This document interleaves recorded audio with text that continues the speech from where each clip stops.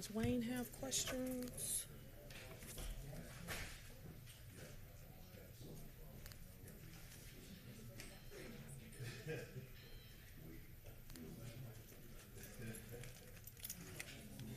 You didn't get one?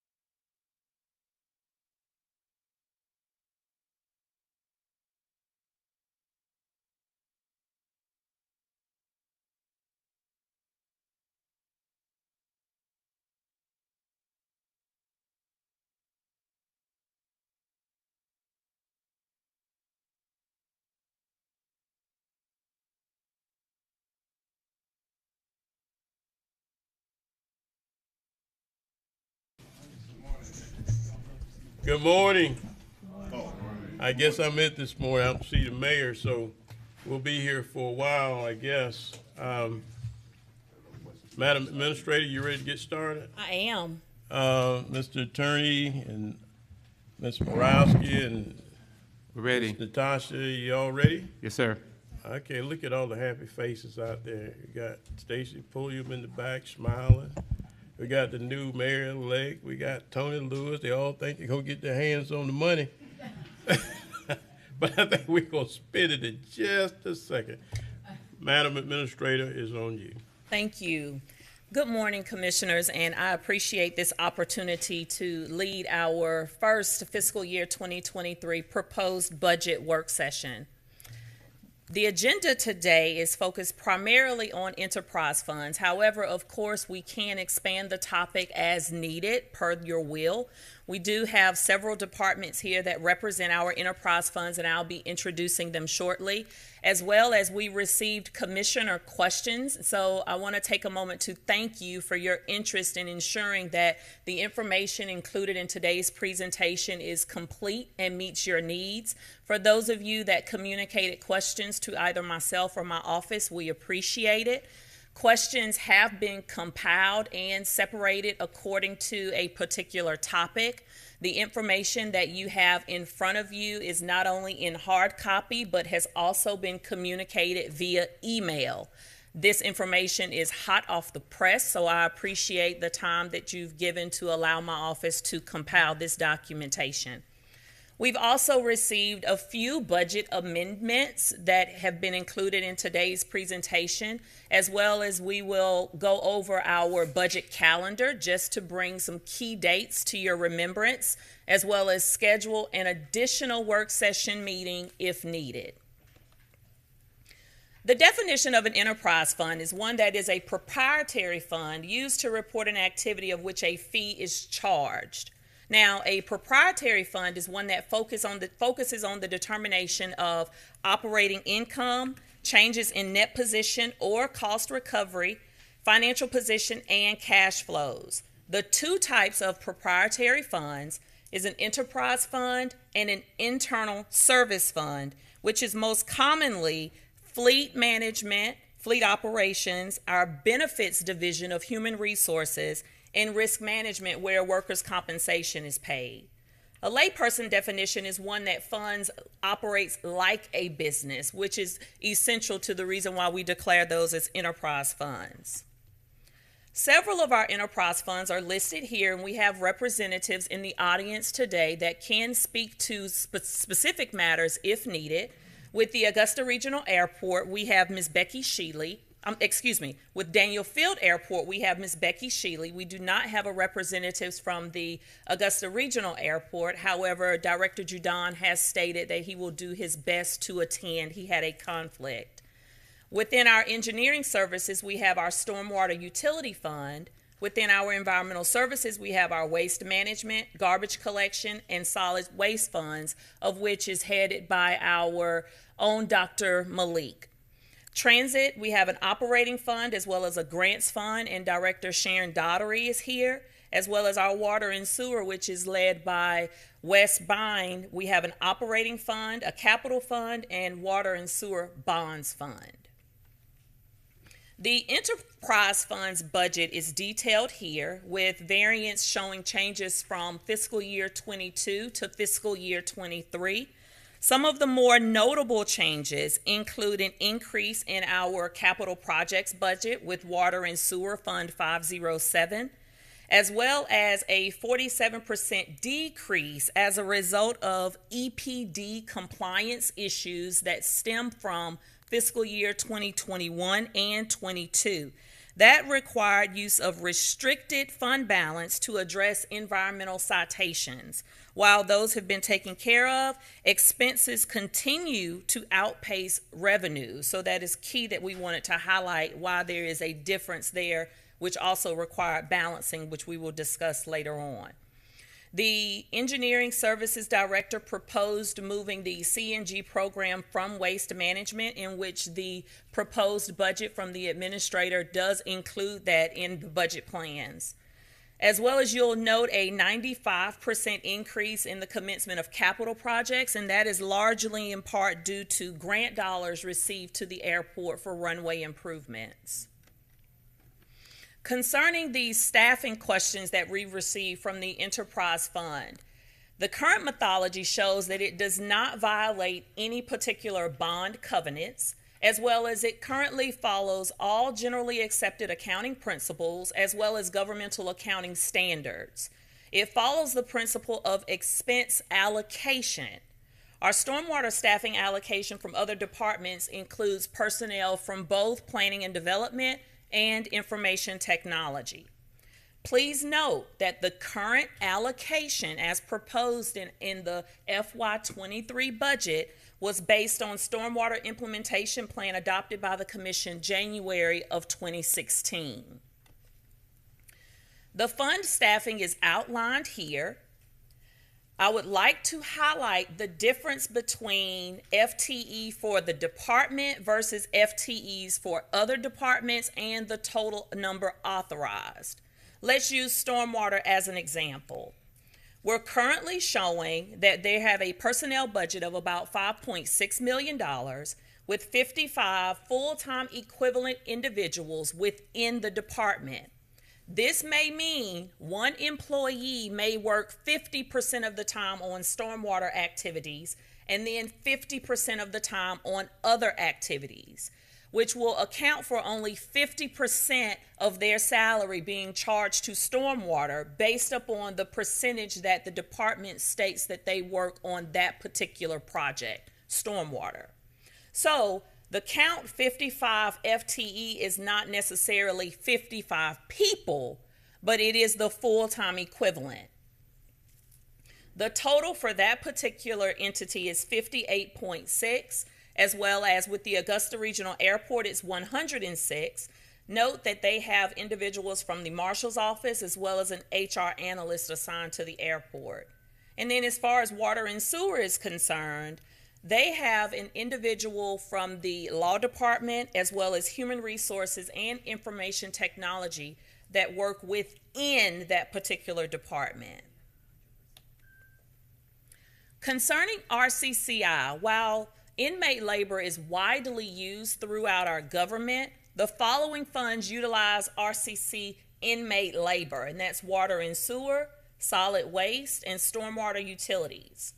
Now, this is a new initiative that I am proposing to the Commission, how we implement and how we charge departments based upon current services. Today, budgeted costs associated with RCCI guards are charged to the department who utilizes the work crews. What we are proposing in FY23 is that the charges will be based upon the number of crews available. The reason why this is key is because oftentimes, because of staffing shortages or other reasons, RCCI is unable to provide the allotted amount of crews to a particular department. You've heard of these challenges in the past, and this proposed methodology will allow department directors the option to relinquish the work crews due to staffing and performance issues. Those funds could be reallocated to contracted services. Please note that this plan has not been fleshed out fully with the department directors, as I would need further direction from you if this is the preferred route that you would like for us to go concerning enterprise fund management and RCCI inmate labor. We have several challenges that continue to plague Augusta. These have not only been outlined in the transmittal letter that I published last week, but we will definitely resurface those today. Concerning water and sewer, there continues to be needed resources for capital projects without significantly increasing our debt load. As far as waste management and garbage collection is concerned, our operational expenditure budgets were reduced in FY23 as proposed in the administrator's budget to accommodate the projected revenues. As well as the rates have not been adjusted to date, and the levels recommended by the rate study in 2022 have not been received. If you recall, that presentation was received as information. Concerning Augusta Public Transit, there continues to not be a dedicated source of operational funds. While we have transferred or have allowed for allocations from ARP to transit for FY22, that is not the case for FY23. Concerning stormwater utilities, revenues are not sufficient to support the desired level of service as proposed. A question was raised, what charges come out of waste management? I've listed here year over year dating back to 2019 to what has been proposed for 2023. This information is also included in your packet. And please note, some of the major changes was due to a $7 million restricted fund balance use, as I've mentioned previously, concerning EPD citations.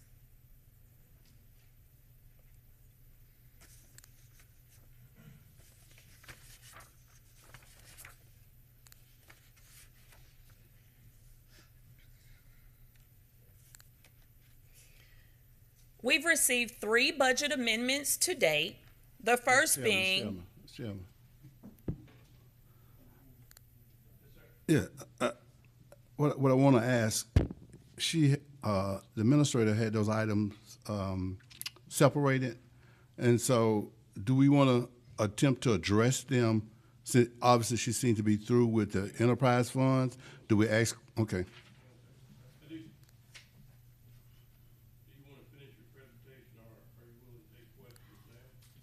I have 2 more slides in the presentation if y'all want me to go ahead and just finish it. We go ahead and get 2 more slides, though. Okay, great. So we've received 3 budget amendment requests to date, the first being from Judge Kelly McIntyre with the state court. She originally requested 1 full-time equivalent staff attorney at a salary of $66,000. I proposed we fund that position. However, it was later determined that the salary amount requested was insufficient and not competitive. And as a result, she has submitted an amended request to increase such by $43,000. The next is a request from District Attorney Jared Williams. He originally requested a salary adjustment for 6 district attorneys totaling $78,251. That increase was not recommended in my proposed budget, as no salary increases were recommended in the proposed budget. Reason being, the commission recently approved retention pay increases Part 1 and Part 2, as well as a compensation study that will be coming before this body. And I strongly encourage you to take salary compensation and look at it as a whole versus department by department. We've done that in the past and it has caused us some problems. And so if we take a look at it from a holistic standpoint rather than an isolated, But if we do another million, then that would have to figure into what we're doing today, correct? we would That would bring, be $1 million additional. if any additional funding is approved, we will bring you I will present to you a recommended funding source. Okay, that may change some of the numbers that you already have. It may. It may.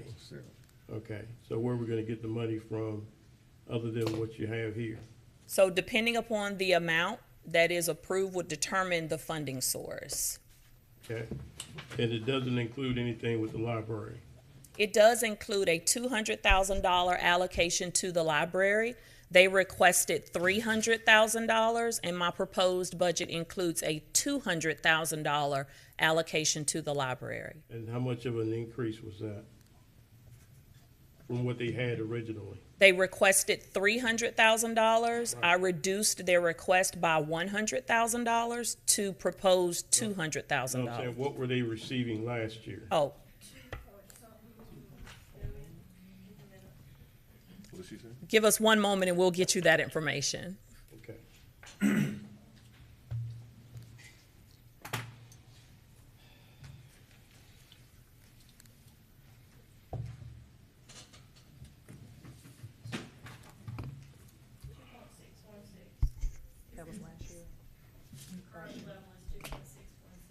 Their current FY '22 level is 2.616 million. Okay, okay. And my last question, I've had some questions and some calls about TIA money going to transportation. Is it true that transportation received 2.3 million this year? So if you take a look at your question, if you take a look at the packet that I've sent you, question number 2 asks, why is an additional $650,000 being taken from TIA 2 for transit when $2.3 million was already allocated? So Commissioner Williams, this also answers your question.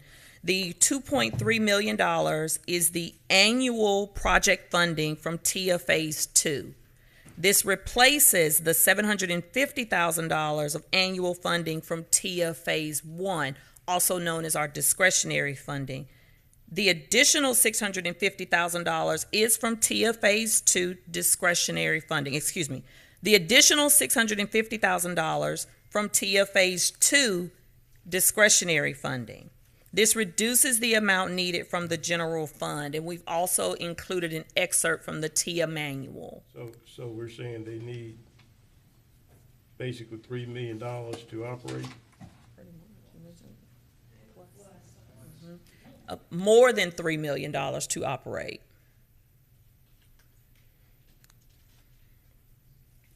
And as I've noted in my presentation earlier, I think this said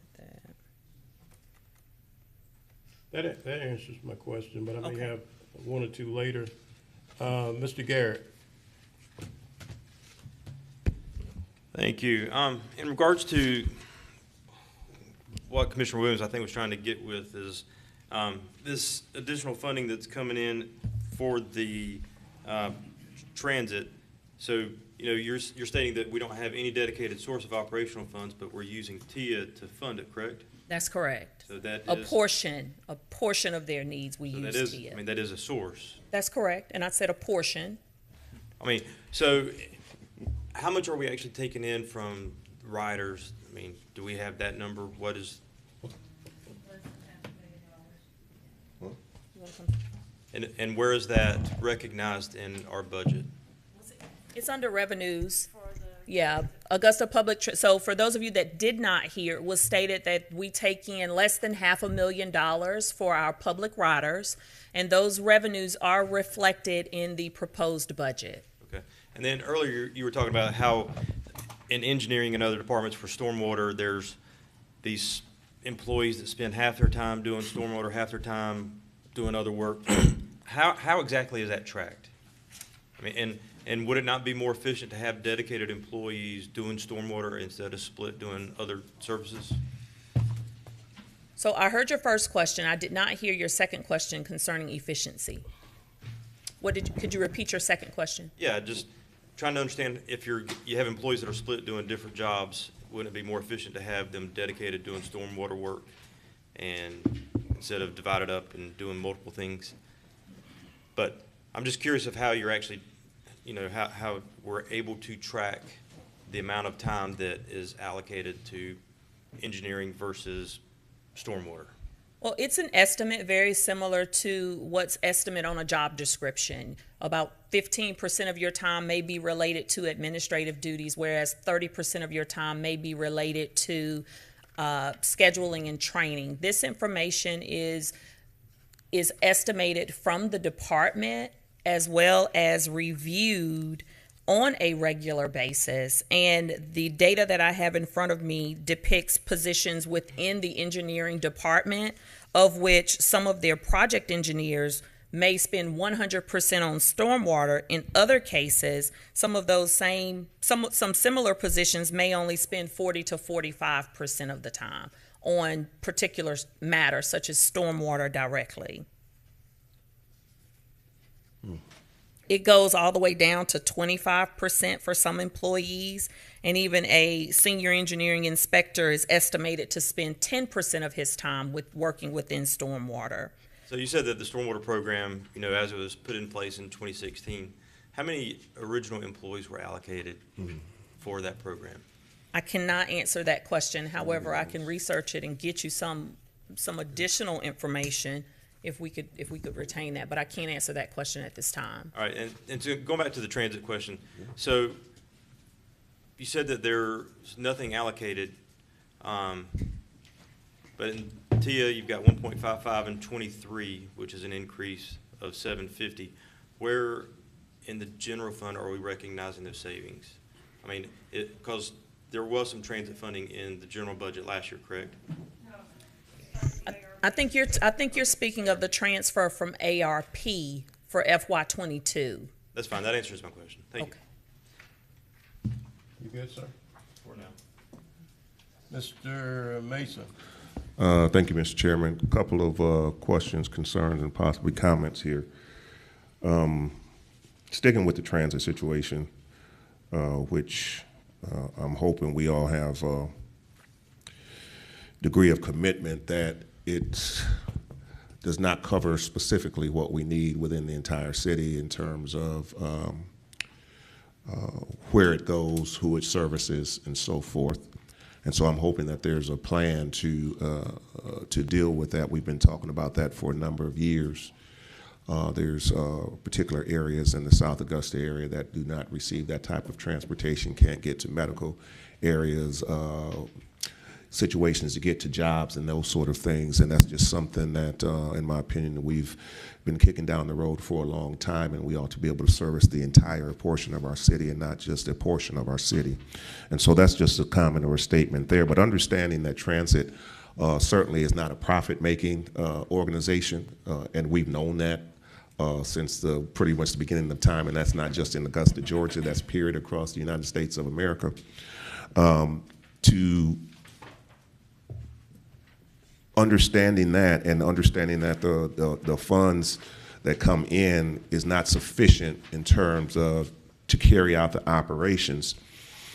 We come here every year and try to figure out where our funds coming from, and perhaps a more proactive approach throughout the years, try to figure that out before we get here, and try to make a determination, because this is not something that's new. This is something that we go through every single year. So I'm hoping that, as we move forward, beginning in the new year, and as we move forward with along with maybe a different vision, we'll start looking at our transit and making some determinations early on where funding can come from to take care of these necessary things that we need to do for our transit department, because no question about it is not a money-making operation. So that's just a comment there. Now, Commissioner Garrett has got onto something there that was important to me as well, in terms of the management of the personnel that we're splitting from time to time, and I think that it causes potentially more confusion than clarity in terms of how are we really tracking who's doing what and what time they're actually spending. Yet public dollars are being expended for these particular positions to do certain things, and yet it always appears at the end of the day that we don't have enough to do, or there's more complaints about the service than there are accolades. Now, I understand this business, that certainly happens, but is there a better way in your mind that we could deal with this situation in terms of dedicated services to those particular departments or enterprise fund staffing? I have not assessed it in detail to be able to provide you with a recommendation to change it. It is common for employees to not spend 100% of the time on a particular task or a particular subject matter. So I do not see any anomalies as presented utilizing this methodology, but I also have not analyzed it to the fullest extent either. Okay, so one thing to think about, if we're splitting personnel, and it's the same person, I'm assuming, splitting between whatever department they currently work for, and then doing some things on stormwater. If you're making that split, number one, they already have a salary for what is supposed to be done 100% full-time, or basically you've got that position description that says 30% here, 50% there. So there's a 100% thing that they're supposed to be doing under that salary. Now, you're adding in an additional maybe 50% that they're doing over here. Well, you can only give 100%. No, sir. Or how is that working? Or is that salary, or is that money's being added to? Because we need some clarity on that. So, for instance, let's take a live example.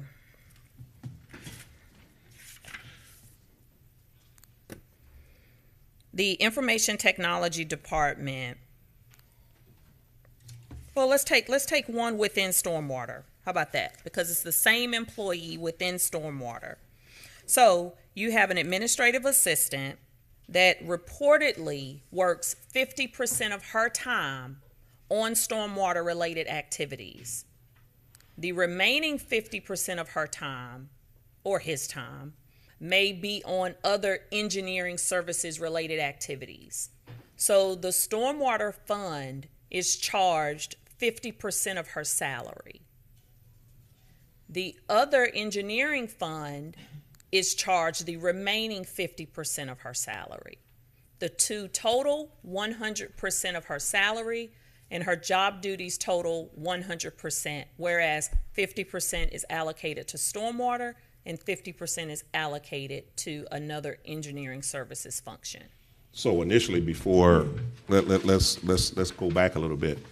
So initially, before stormwater came in 2016, let's take, for example, that individual was doing whatever, or was there a position for that individual? I can't speak to that.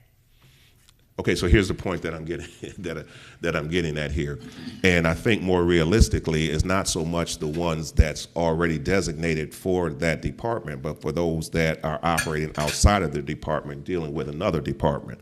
And see, that's where I'm having some non-clarity issues in terms of the tracking system. And so the question, how do they manage the time, and how do we determine the funds that are coming off of that, especially for someone who's outside of that department who already has a job description that talks about specific things that they're supposed to be doing? I have some lack of clarity in terms of how all of that works. Now, perhaps we won't get through that today, but I think that's an important point to note, and maybe I might be the only one, I don't know, but bringing that up is, I think is important to note how this tracking system and accountability, because that's what I'm all about at the end of the day. How are we accounting for these funds that we're using and the services that are being given? We should certainly have a system of accountability, whether it's tracking hours or whatever it may be. That's for you good people to decide. But short of what I'm seeing right here is not the accountability. I'm not clear on the accountability. Let me say it like that. I'm not going to say it's not there, but I'm not clear on it, and that's something I would like to get some clarity on. Now, my final thing here is this: you mentioned the fact that a balanced budget was presented. I don't think I was here for that particular meeting at that time, but yet we have some deficits, such as $1.2 million deficit in streetlights. So how does that become a balanced budget when we are still currently showing deficits and need of funds? So the budget I presented is a balanced budget. Therefore, all deficits have been accounted for. I have proposed ways in which we would augment the current deficits that are presented or that were presented. So if the commission approves my proposed budget, it includes transfers from various sources to balance the budget. Streetlights, you've just mentioned. I have proposed a transfer from ARP, which was also discussed earlier this year by my predecessor concerning the need for a rate increase. That was not done, and so therefore the deficit continues. If a rate increase is not done for the coming years, we have projected our streetlights budget to continue at a deficit. So that was, in fact, a proposed balanced budget, not an actual balanced budget. I know we're in the midst of trying to get some things done here now, but there was a use of ARP funds, which we know are temporary funds. They're not going to be there for us forever, and so then there would have to be a funding source that would take care of the deficit. Correct? That's correct. And if you refer to page 3, questions number 15 and 16, both speak to the streetlight deficit as well as the proposed use of $1.2 million of ARP funds to fill this gap. The commission has already set aside funding for streetlights. However, it wasn't proposed to be covered for the deficit by this time, yet those funds are already set aside for streetlights. So, for the benefit of those that may be listening out there and may have this same question that was proposed to me yesterday, guy in the neighborhood says I'm paying for streetlights on my on my tax bill, and I'm already paying Jefferson Electric and or Georgia Power. Why am I being charged more or potentially going to be charged more for streetlights when I'm already paying the utility company for that? That's not true.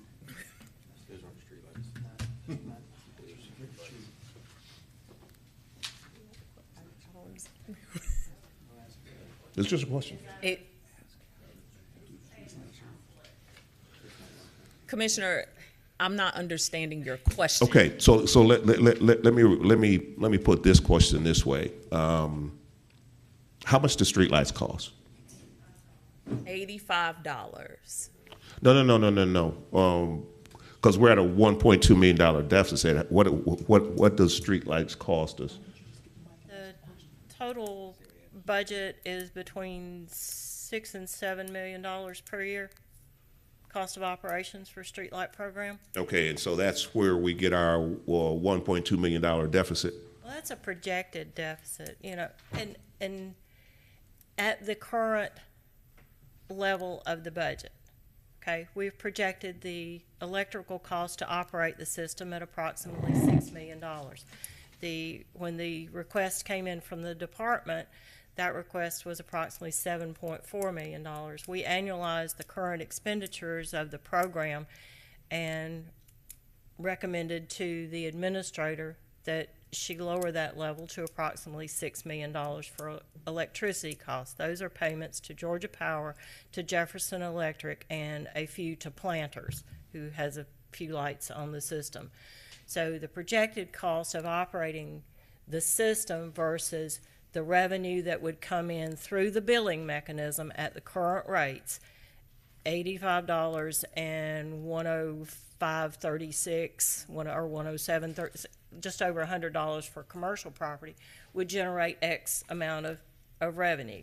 There's no other revenue source from fees except for those streetlight charges.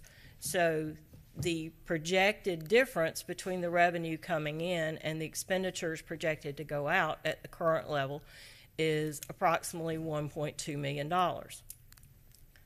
You still have the opportunity to adjust anything within that budget, particularly the fee structure, which goes out on the tax bills, which could be done sometime prior to June. If there's more revenue coming in, then it would require a smaller amount of money to make up the gap between the revenue and the projected level of expenditures. So there are plenty of time to make adjustments. On January the 1st, there's not going to be a check cut, if you will, for $1.2 million out of ARP to dump into streetlights. Okay. That will happen toward the end of the year related to actual differences between revenue and expenditures. All right, thank you. Mayor Pro Tem. Mr. Johnson. Thank you, Mayor Pro Tem. And while we're on the topic of streetlights, just a quick question here. Have we factored in like the cost of potentially having solar lights to cut back on just anything? I'm not an expert on it, just had a quick question. Just had a bright idea.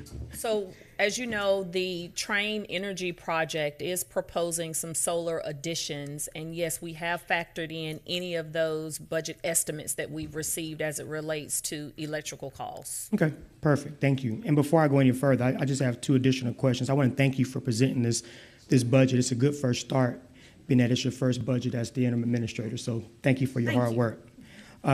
Question, we have a couple non-governmental organizations listed in the budget. I'm not opposed to having NGOs, or for what I guess understand to be NGOs, having access to the budget. Don't have a problem with that at all.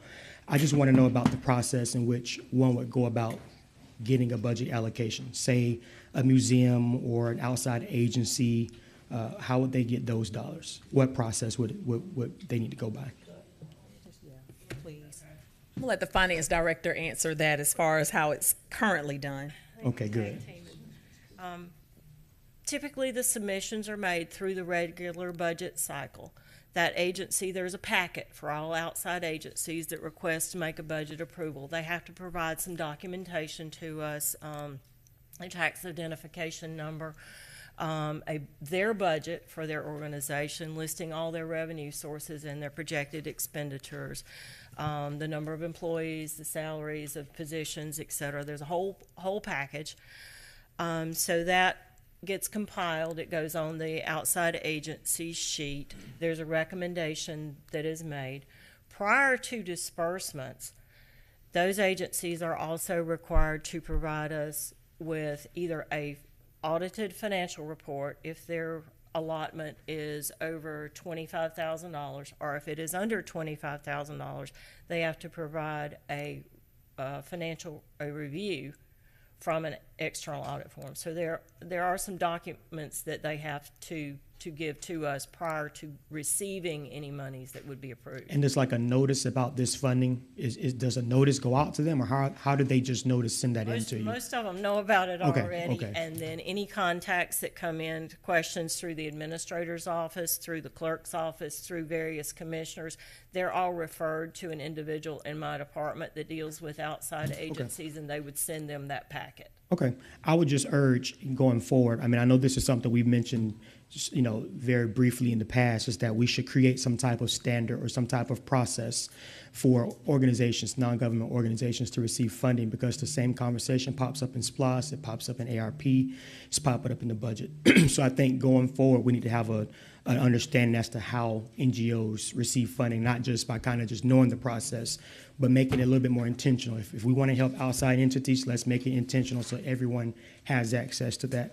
But that's just a little bit on that one. I have a couple questions for clarity. You mentioned that the library last year, their budget was about 2.6. Is that correct? That's correct. Okay, and you said that there was a $200,000 increase, or is there a $200,000 decrease in what they were asking for this year? I have proposed a $200,000 increase. Okay. They requested $300,000. So we're looking at around 2.8. Okay, all right. That was just a clarity question. Question around public transit. What was the budget asked for public transit for operating, if there were a request?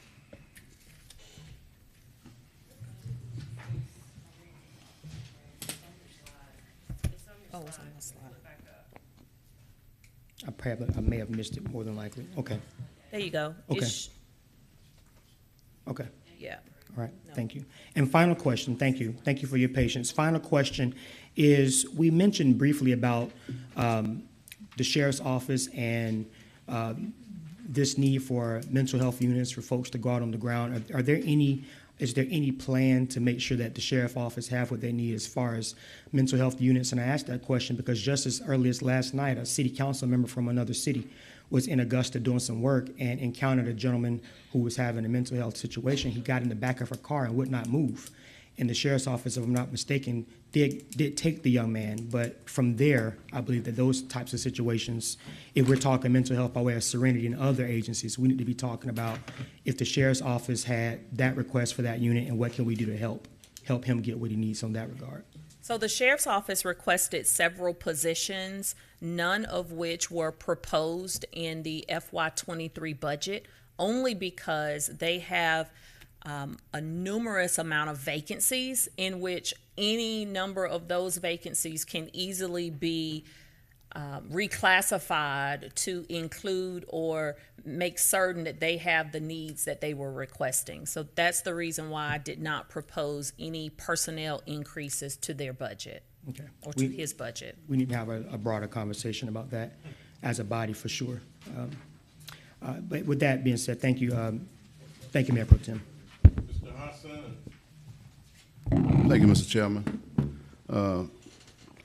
Ms. Dallas, I want to go back to the use of the TIA that Commissioner Bobby Williams asked in reference to the 2.3 in addition to 600,000.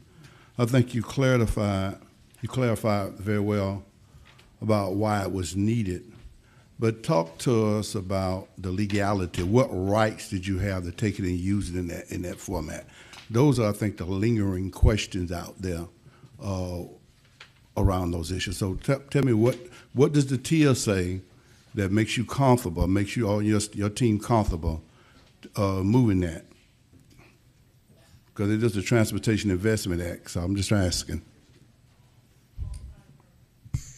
So because it's a qualified program, that gave the legal basis to be able to utilize those funds in that fashion. If you refer to question number 2, I provided an excerpt from the TIA manual. I know it's there. I just want you to speak to it. Oh. Well, go ahead. But the public doesn't know it, though. Speak to it. Go ahead. Okay, sure. The excerpt from the TIA manual states that there are 2 types of project funding. One is regional, in which 75% of special districts' TIA proceeds are used to fund all of the projects on the special district approved investment list. And GDOT, the Georgia Department of Transportation, is responsible for the delivery of these projects. From a local standpoint, 25% of the special district's TIA projects are divided among all local governments within the special district for use on transportation projects as determined by the local government, thus our discretionary funds. Okay. I just wanted to make sure on that. Okay. You made mention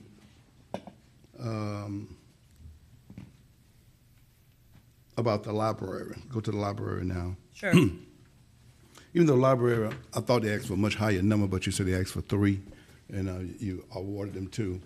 I think you have to look at the library in 2 ways. The library that we currently have on the corner of Telfair and James Brown Boulevard is 2.5 times larger than the previous library. And since that time, there's been no major increase for whatever reason. Not major. I'm not saying there's no increase. Nothing major increase in that. As a result of that, over the years in doing business, and not being absolute here, but they've created a debt with us. Like when they give money, we're just recycling money back to us.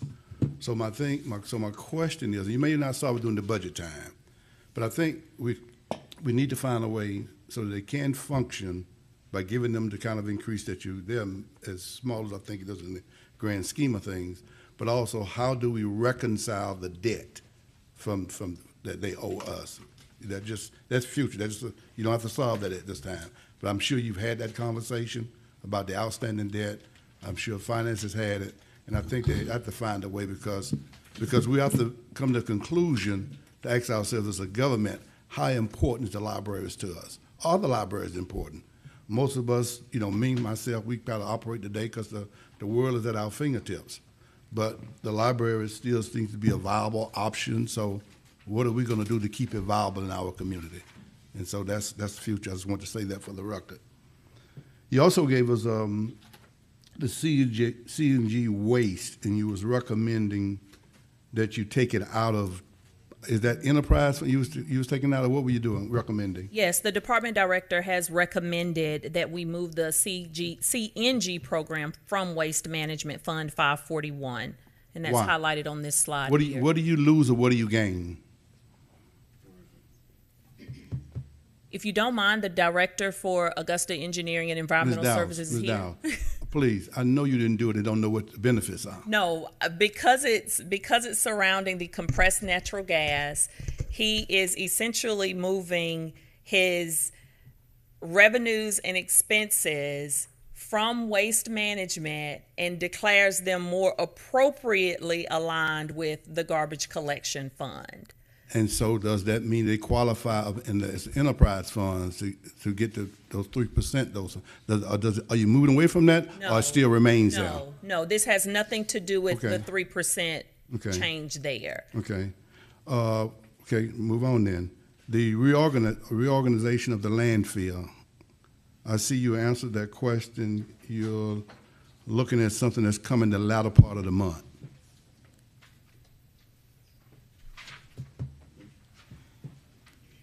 Do you see that? Which question, sir? I'm doing it from memory. I don't. Are you talking about? I'm doing it from memory.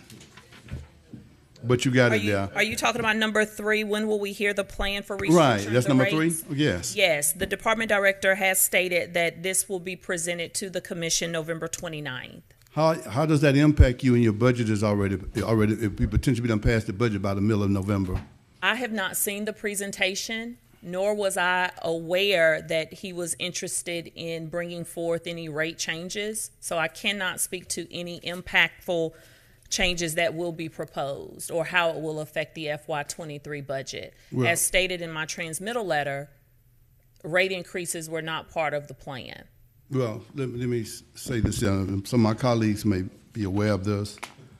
I was thinking, I understood that we would have this in October, and two things that would be, there would be landfill fees would be increased, as well as potential, one of the outstanding contracts would be potentially renegotiated because one is outstanding because it expired in the end of 23. With those resources, we potentially deal with the increase in salaries out there. So right now, salaries increased, revenue is down, and there's no reorganization to recapture anything to try to offset some of those things. I'm not faulting you for that. I'm just saying what we was anticipating, that's in October. Now, to be for full disclosure here, Dr. Malik and I have had this conversation several times about when he was giving me an October timeline, and now it's November. And what concerns me is put us in a bad situation from a budgetary standpoint and not know what to expect when it comes to 29 because you don't have the figures in your budget to work with. Then know how you're going to offset some of the salaries because that was the intent. I'll leave that alone too because I don't get no answers.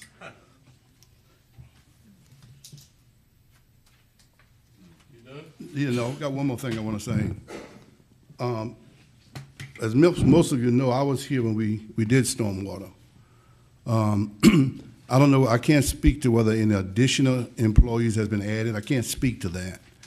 But I do know all of these employees, quite a few employees, because of the body of work that it took to establish stormwater, those employees was there because they're going to be providing a service from, whether it was the IT department, whether it's from the planning and zoning, and what have you. Those persons was added to that in a percentage-wise, and as a result of that.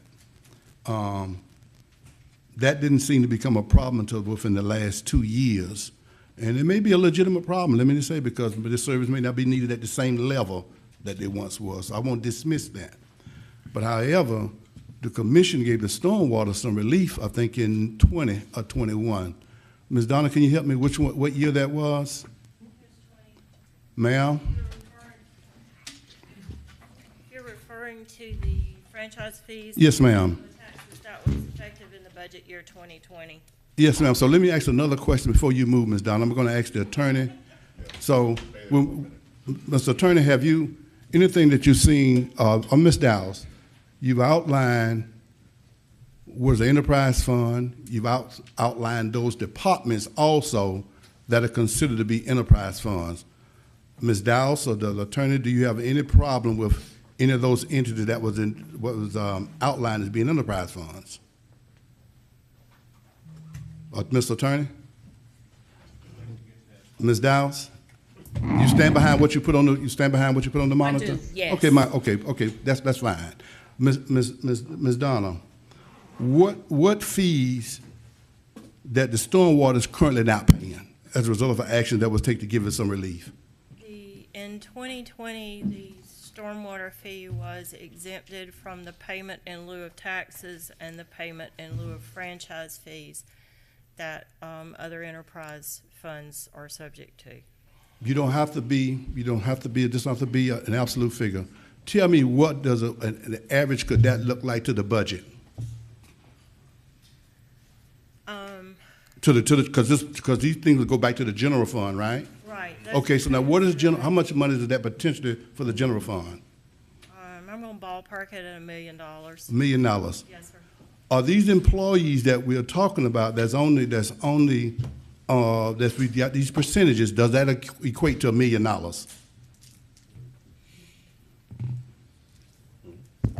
Do you potentially think it equates to $1 million?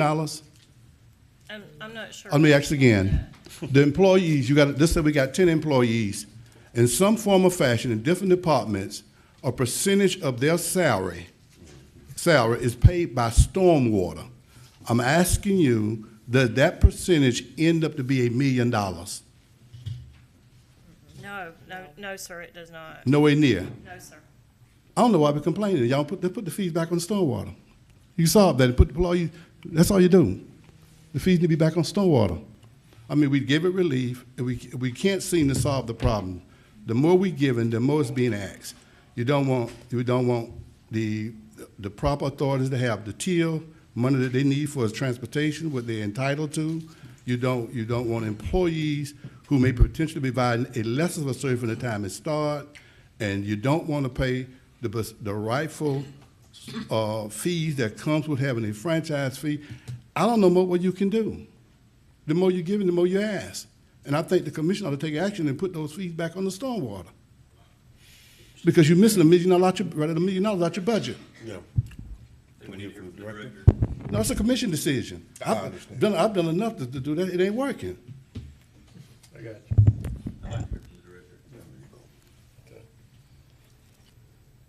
I'm through, for now. Dr. Malik.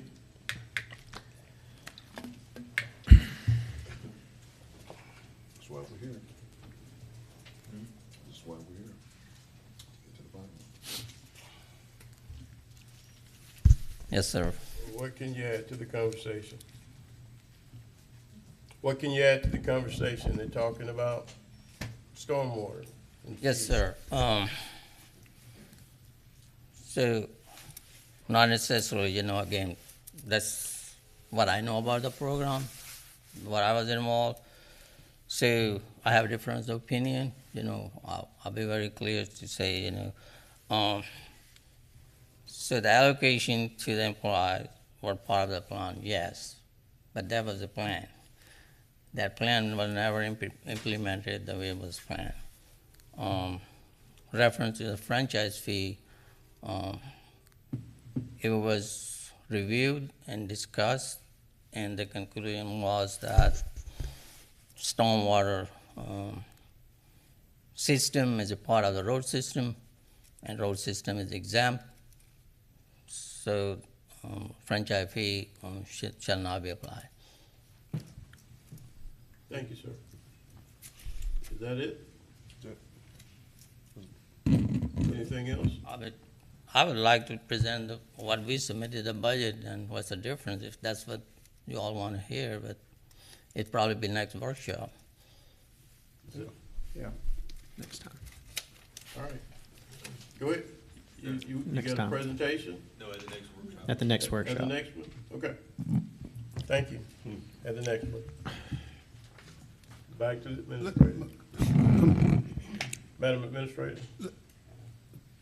You okay? All right, Mr.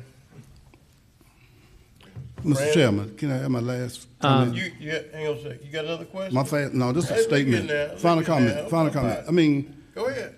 we're looking at, let's just be honest here. We've taken two departments, whether our utilities, our engineering, and also the landfill. That was a tremendous burden that was placed on this government. It has put us upside down in salaries throughout the organization. And it's still, you just can't seem to resolve the problem. I mean, utilities not complaining to my knowledge, but I have to mention because they got increases. And I just don't think we continue to be pushed in a corner about stuff that we should be a shared responsibility here. We all should be on the same team. And see all the nitpicking, and I'm, to my colleagues, this is not at you all, so please. The concerns here is that the more you give, the more you want. And I think in many of these department heads, if you've done a survey of them and asked them what do they think that their staff, they and their staff have been treated unfairly in regards to these salaries. And to still be whining, I think it's a disservice. And I've said that. I think it's a disservice. I've said to Dr. Malik in particular that I don't know whether he's trying to destabilize the government or not, some of his requests. I think they're unfounded. And I think it's a disservice to this government. Thank you. All right. You Mayor Pro good? Tem? Go ahead, Madam Administrator. Mayor Pro Tem, I would like to state to this body that I, as well as my team, have thoroughly reviewed every single line item and request from each and every department and NGO. And the budget that I presented to you on last week is my proposed budget for FY23. So if you choose to have another work session and allow the Engineering and Environmental Services Director to present what he has already requested, that information is included in your budget packet, as well as the relation to what I, as the administrator, have proposed. So I did want you to know that you already have that information before you. Thank you, ma'am. Mr. Freda? Thank you, Mayor Pro Tem. I have a few questions here. My first question is, why do we anticipate that stormwater is going down $1 million? Like, what's the reason for that on the screen? I don't understand that, frankly. Oh, carryover. Yeah, it was some carryover allocations from the previous projects. Okay. And then, so I'm on section 4 of my book, just to let y'all kind of know. When I see these increases, let me back up. I believe that everybody up here has things that they want to see support, whether that's the library. I agree with the mental health aspect. We need to do more. And I think this is where we need to really dive deep into these numbers to see if we can find some money for some of the entities that are passionate to the 10 of us up here. The information technology, $500,000 increase. Human resources, $285,000. tax commissioner, 165,000. Are all those because of salaries, or like what? Why? Can you give me some? And because I looked in the 5 or 6 or whatever, and like not all of it's there, I guess. And just trying to understand the why on some of those. And then the marshal was $307,000 increase. So your first question was, are they all salaries? There are various reasons for the increase. We would have to go through each budget to determine exactly where the majority of the increase came from. But concerning information technology, most of that is required licenses expenses, software expenses. Okay. All right. Well, and I guess, this is just me up here talking, but I just think that some of this we need to try to fine tooth comb, because if we can find a few $100,000 for some of these entities we talked about today, that would be beneficial. And then, what are special populations? Page 4, book under 4. What is special populations? A recreation project. But why are we going up $345,000? And like, what is that for? Because I guess my concern is we're not allocating it towards something, and we're using it for all these different entities. And do they need $345,000? Is there already a project there, or can we cut it and try to find some more money for what we've talked about today? Give us one moment, Commissioner. And just. I think that they moved their part-time people from aquatics. You see Yeah, aquatics is 200. That was where I was going next. Yeah. They've moved a lot of their part-time positions around to attempt to Okay. consolidate them. Okay. And then Commissioner, one increase I would also like to point out would be the energy costs have risen drastically, which is accounted for in some of the increases that you'll see as far as electricity is concerned and gas. Where do we see electricity? It's spread throughout everyone's budget. Does each facility have a? hold on. Let me finish, and you can come back to that. Okay. And then when you talked about RCCI on page, I guess it might be slide 6. But then I came over here to the cemetery maintenance, where you're recommending $444,000 under public safety. But you put in here, your presentation, it was water, solid waste, and stormwater. Like, I'm just confused on that. On page 3, $444,000 for RCCI cemetery maintenance.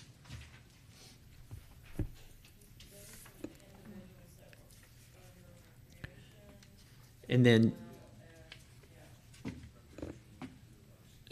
I guess, what fund are we pulling from for that big a number to have $444,000 in it? Page 3, under tab 4. It's the salaries for the guards. Do we currently have the guards? Yes. And what fund is it coming out of currently?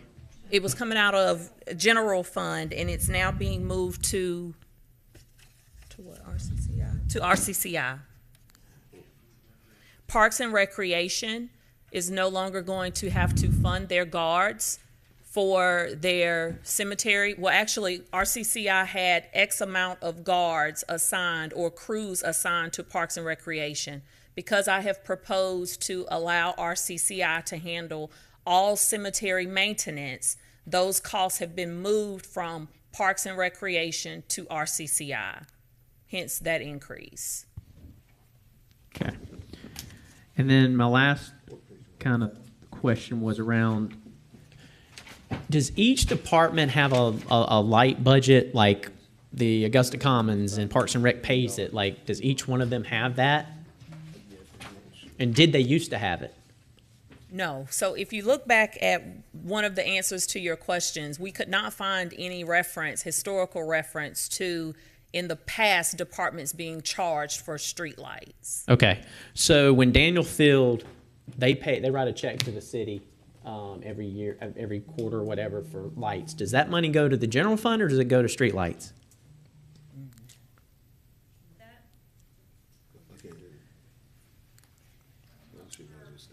And the reason, and I guess I'm bringing this up because I have concerns that the street light budget, we're putting it on the citizens to pay for lights that should be going towards the. So that's why I bring it up. What did she say? So Daniel Field reimburses Augusta for their operational expenses. It's not necessarily for their street lights or for the lights that they have on their facility. They should be paying who? Georgia Power? We pay their operational expenses and then they reimburse us those costs. So that's the check that you're referencing. So the Georgia Power, since we pay Georgia Power, that number's not in the street lights? What do we pay it out of then, I guess? Daniel Field has a budget, an operating budget within our budget. In which, and so Becky is here, but the check that they write to us is a reimbursement for operational expenses we paid on their behalf. Exactly, but we're paying Georgia Power, correct? Yes. My question is, where does that Georgia Power number come from? Is it street lights to Georgia Power, or is it a whole nother line item to Georgia Power? Like, where is it in this budget, I guess is my question.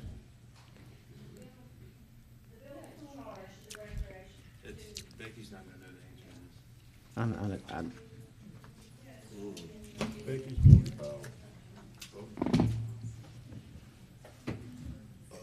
Hey, Miss Becky. I'm not sure. I'm not trying to put you on the spot, Becky. It's all good. Hey, I am Becky Sheely. I'm the airport manager for Daniel Field, for those of you that don't know me. And that is correct. Everything that we do, let me start off by just giving you a brief synopsis. Daniel Field writes 4 checks a year, only 4. And those 4 checks go back to Augusta, Richmond County.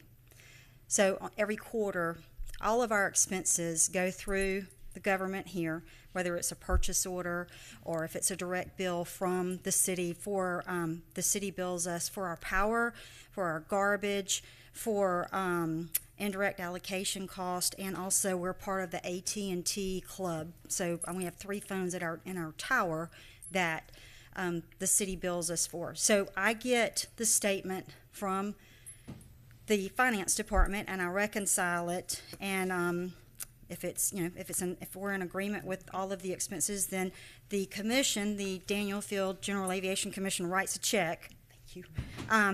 For the amount of the expenses for that quarter. So as far as the Georgia Power bill, we get an item detailed report, and there are 5 invoices per month that we are billed for.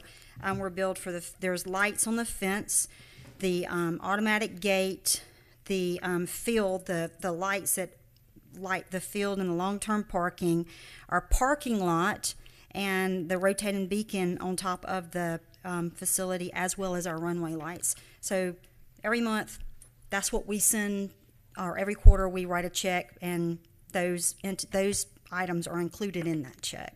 Does that make sense? Yes. Okay. I appreciate that. Yeah, and again, my question is based on, is there a Georgia Power line item for Daniel Field? Like, is there another entity, or is it all into one and the city pays it? They reimburse us, I get it, because my point of all that is saying that, like, that number, those funds should be going into street lights because we're paying Georgia Power.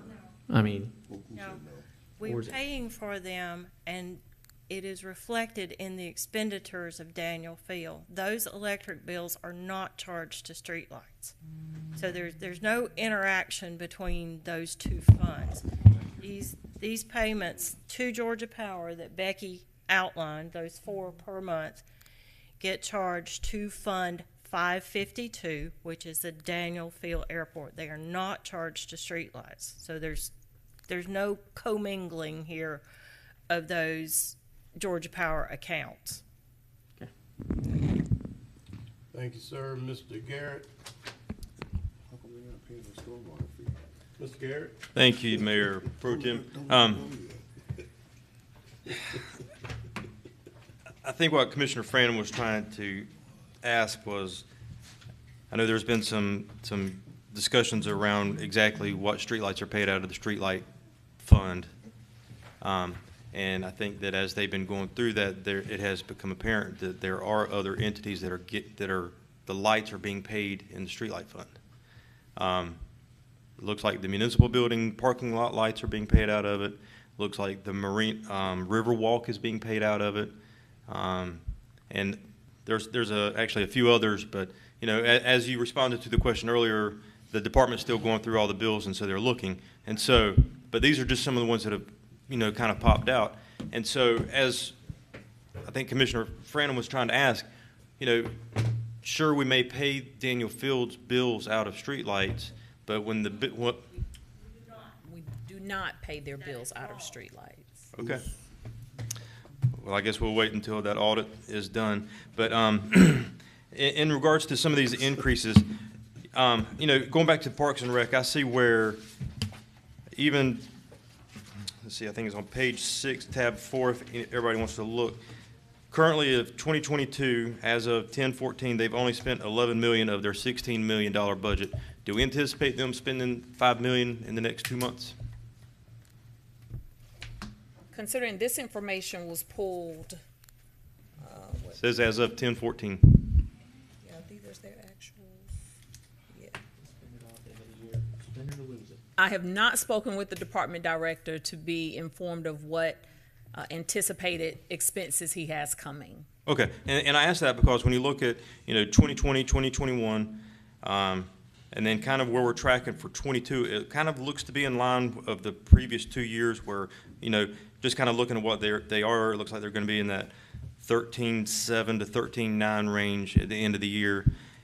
So why are we going to increase their budget by another nearly $1 million of what was budgeted for 22?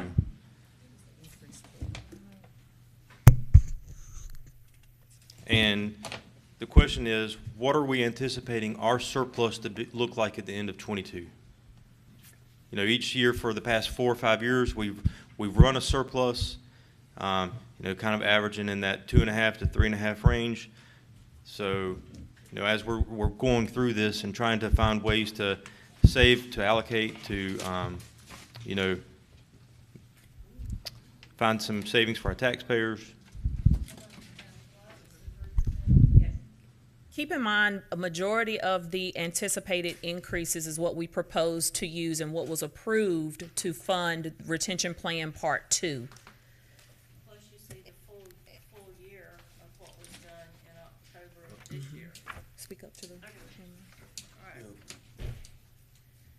So the first round of the 3% retention increases, both a one-time payment and the ongoing 3%, was effective October of this year.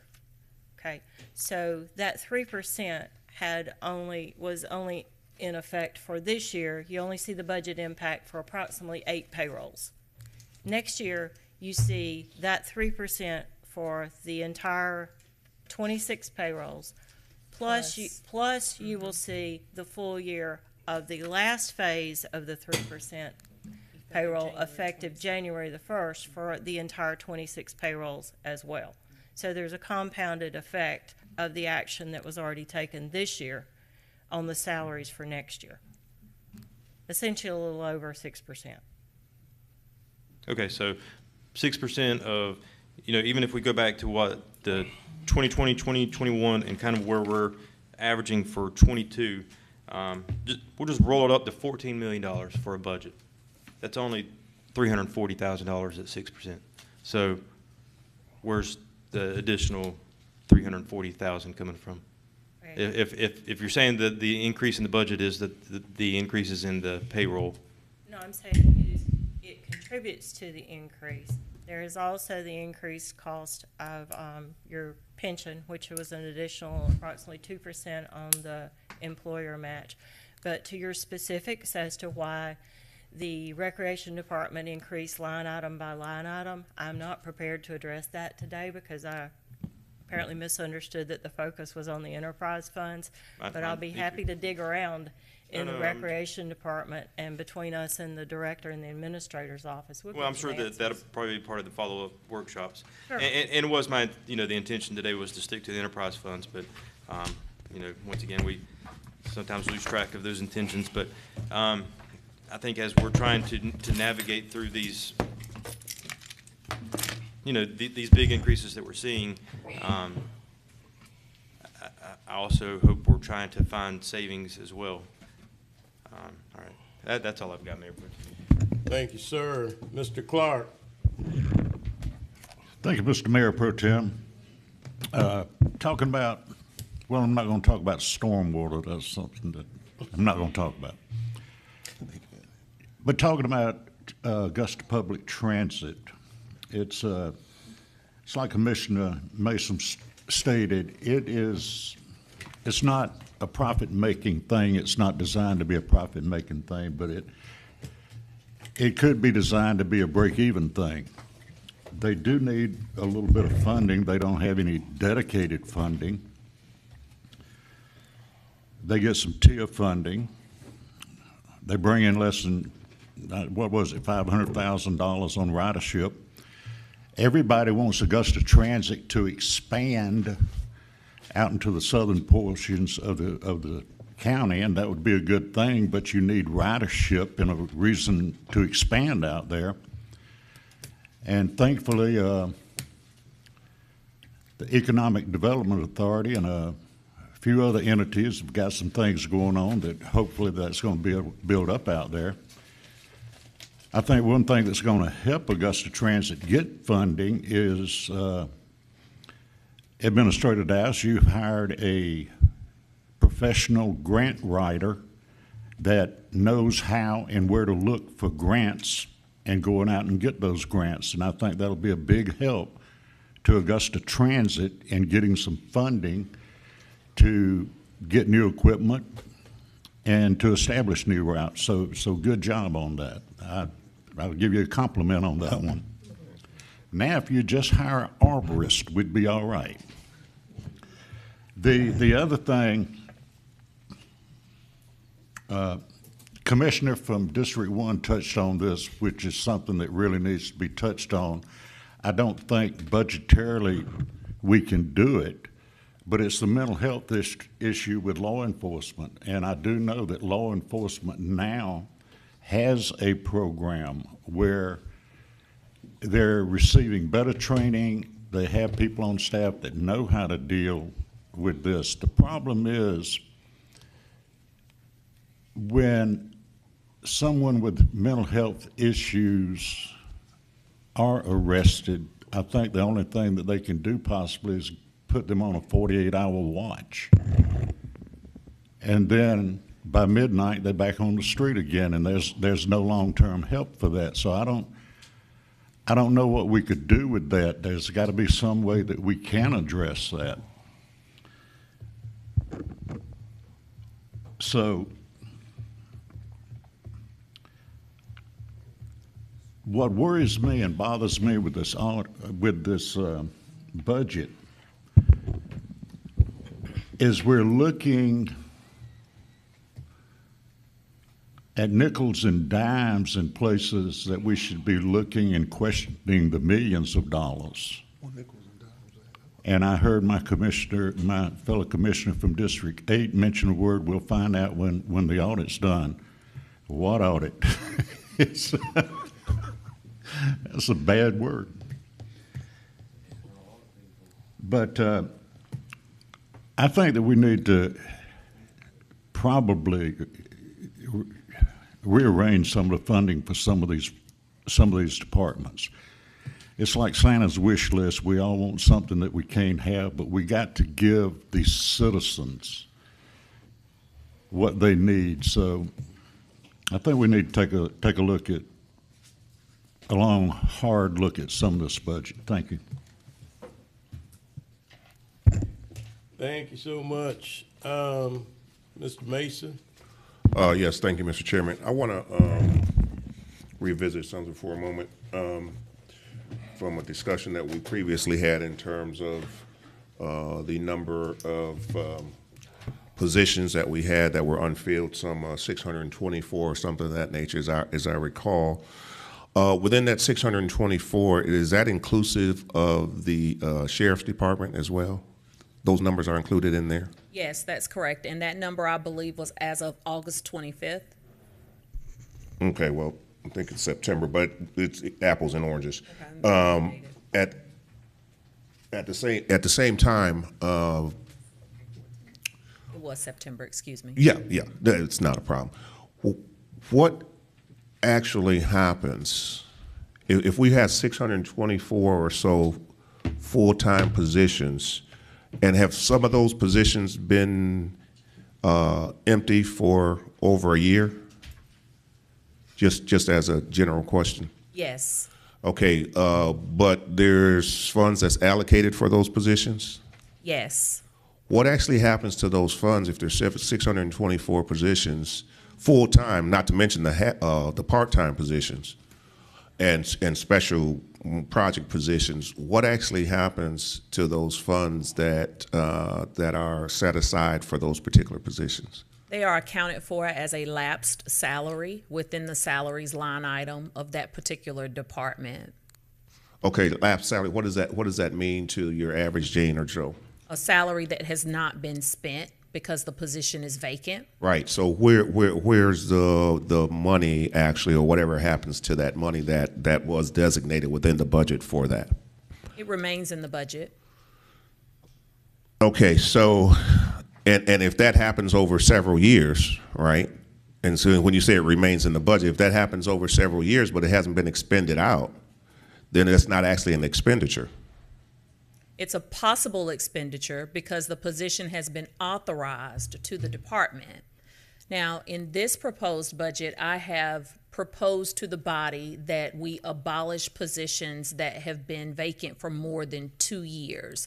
That accounted to be 6 positions, which those funds have already been attributed for through the proposed budget. Okay, so I'm a little confused then, because if in fact it's you say it's possibly it could have been expended out, if it was set aside for that particular position, I mean, where would it go? Especially this high number of positions that we're talking about. Sure. So if I have a position vacant within my department, and just because it hasn't been filled in 3 years, if the position continues to be funded, then I, at any moment in time, can fill that position. And once it's filled, those funds will be drawn down to pay for that employee's salary.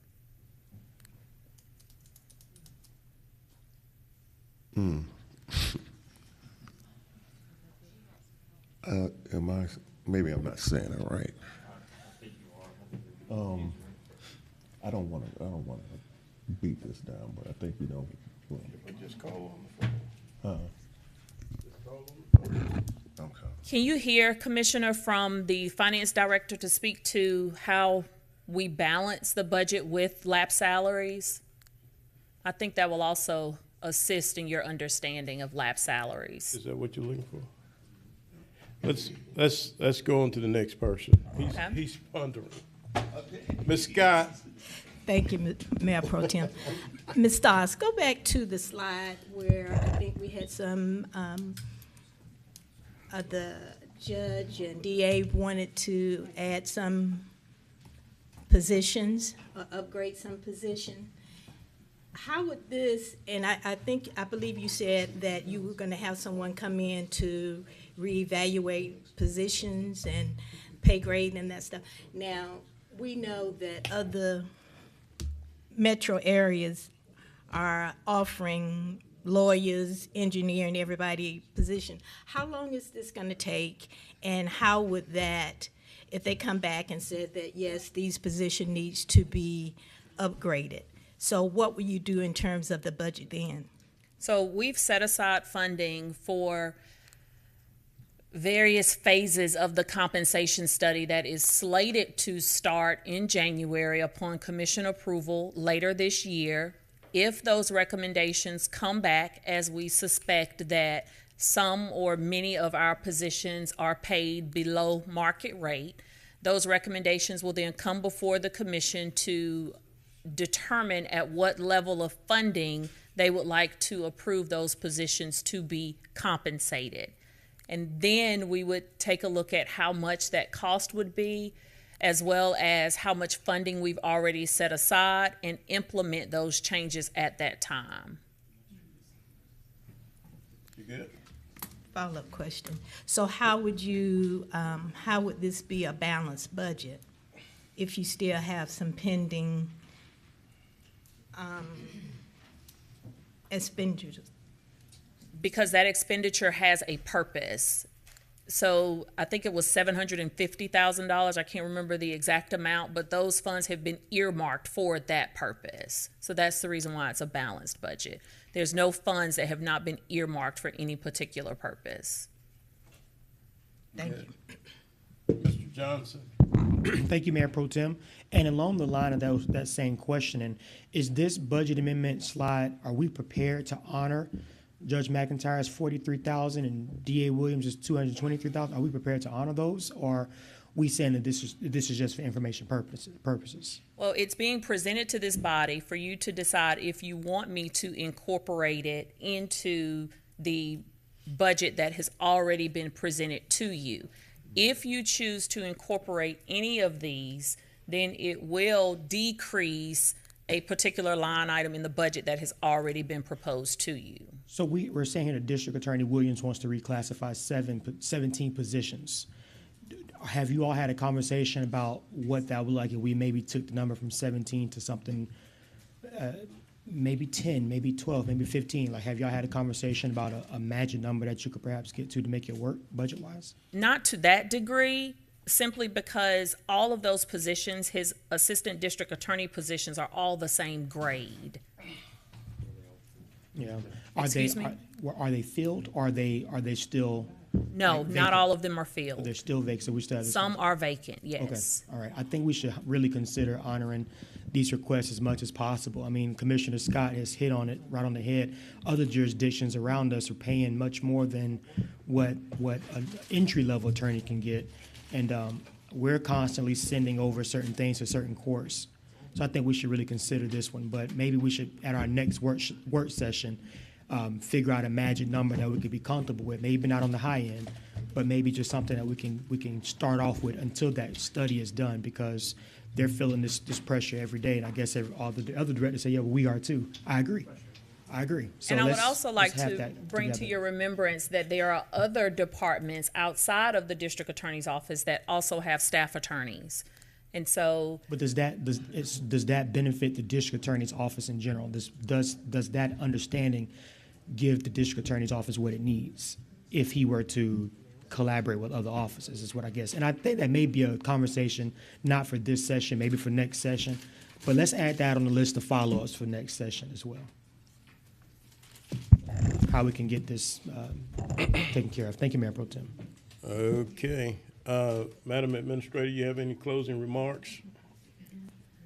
I appreciate your time that you've given me today. I again appreciate the questions that were received in advance and the opportunity to present additional commentary surrounding the proposed budget. And I look forward to our next budget work session. Please note that a date and time has not been determined. So would you like to schedule that today, or would you like to revisit that at another time? Okay. And let's remember that a budget is just that. It's something that can be changed. It's flexible. The numbers that you see may not be the numbers that we end up with, but I guess the key phrase is flexible. Okay. Any? I see Mr. Hassan. You back up here, No, I hit it by mistake. Mr. Garrett? I was going to suggest that our next budget session be next Monday morning. It ain't a national holiday. No matter what? That's 31st. Is that? And with that one, I think we should probably discuss some of the other issues that came up today, Is that good with you, Madam Administrator? the non-enterprise discussions. Hang on a second. That date is good. At what time? You don't know I don't get up until 10. What time? 10 o'clock. What time? 10 a.m. 10 a.m. on next Monday? Lord have mercy. Commissioner, I did not hear the specifics surrounding the topics of concern. So, guys, could you email or discuss with the administrator what you want I would definitely her say, to bring it back?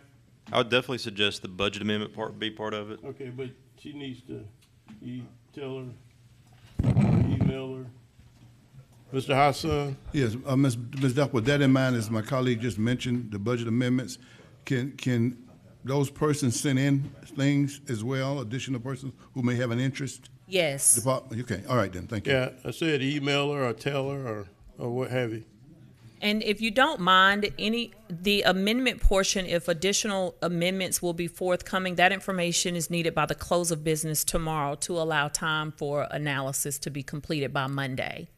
All right, so if they get in, go ahead, Mr. Johnson. Can I propose a different date to the body? Can we meet Wednesday in opposed to Monday?